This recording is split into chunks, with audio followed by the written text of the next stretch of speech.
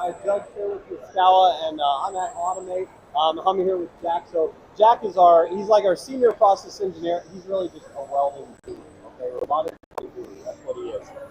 Because when it comes to, whether it's demoing, proof of concepting, hey, I don't know which power supply to use, he's the guy that we come and talk to. So if you come to our site, you'll be talking to him at some point for welding processes. So Jack, I'm going to have you just give a quick intro about how long you've been with Yaskawa, what do you do, and then I want you to give us a rundown of this Arcworld for us. Yeah, hi everybody. My name is Jack Moore. I'm a welding engineer. I've been in the welding process lab for close to 25 years. So I work with different sensors, different welding power supplies, different software, all related to the welding robot. So I'm going to show you here today the Arcworld 6000 series solution that we have. This comes with varying sizes and lengths of the system, right? So we've got tooling spacing from 1.5 meters up to 3 meters or even longer.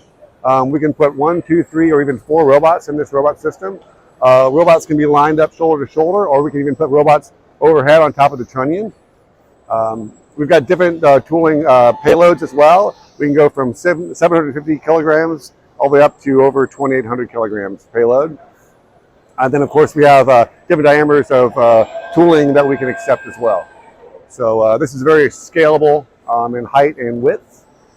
This is obviously the operator load side. It comes with a beacon. This can be visual and or audible. We have an op station. This can be your basic op station where you just got a joystick control of how you can adjust the tooling when you're loading parts.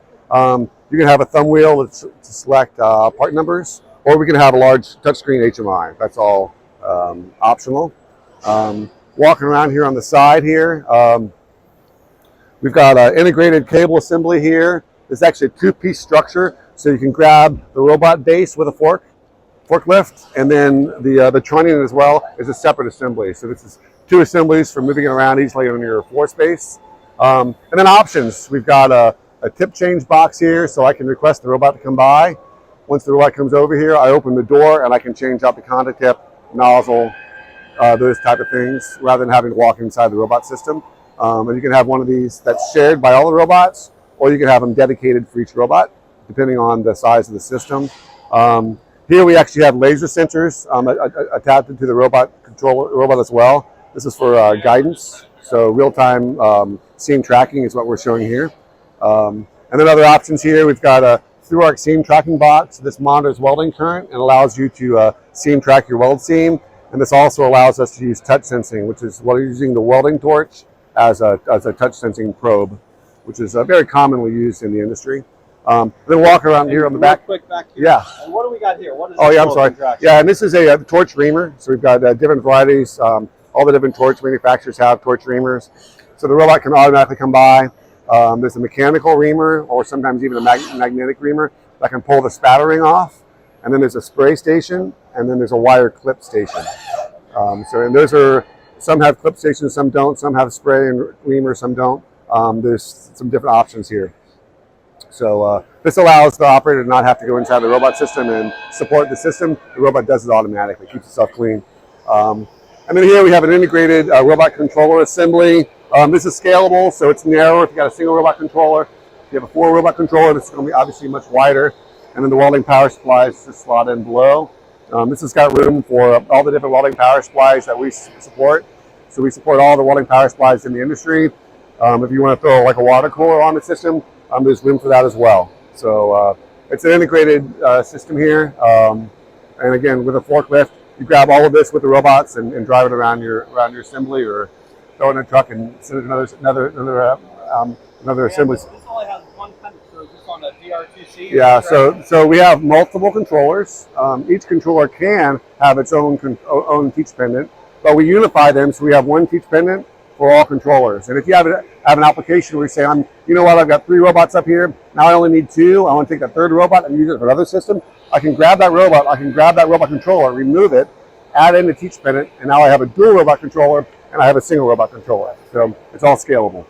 And this also controls the positioner as well. That's right. Yeah. This controls everything. And so if you want to drive the external axis, we have 3 on this system right here at the main assembly, and then we have the tooling motors. So this teach pin adjusts all those motors plus the robots. So how many robots and positioners can we do on one? Yeah, so we've got a system coming up now. We're going to be doing 8 robots and then multiple external axes, lots of those, right? So, yeah. Then here's your access door. Here's your power assembly. On the other side, this is an assembly for ancillary controls, PLCs, things like that. Here's another tip change box here. And incoming air. That's the system. Excellent.